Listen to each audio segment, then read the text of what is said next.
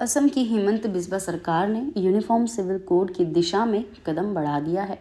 राज्य सरकार की कैबिनेट बैठक में 23 फरवरी को मुस्लिम मैरिजेज एंड डाइवोर्सेस एक्ट 1935 को खत्म करने के प्रस्ताव को मंजूरी मिल गई है। इससे यूसीसी लागू करने की सरकार की कोशिश के रूप में देखा जा रहा है। इसके बाद राज्य में AIUDF के चीफ और सांसद बदरुद्दीन अजमल ने कड़ी चेतावनी दी है। उन्होंने कहा कि अगर असम में यूसीसी लागू होता है तो बीजेपी की मौत हो जाएगी। असम सरकार पर हमला बोलते हुए अजमल ने कहा वे मुसलमानों को भड़काकर अपने वोटों का ध्रुवीकरण करना चाहते हैं। मुसलमान ऐसा नहीं होने देंगे। यह यूसीसी कानून लाने की दिशा में पहला कदम है, लेकिन इसके जरिए असम में बीजेपी सरकार खत्म हो जाएगी। AIUDF प्रमुख और सांसद बदरुद्दीन अजमल कहते हैं इंडिया अलायंस PM मोदी और बीजेपी NDA के लिए बड़ी चुनौती पेश करेगा। हमारी पार्टी लोकसभा चुनाव में 3 सीटें जीतेंगी और इंडिया अलायंस का समर्थन करेगी।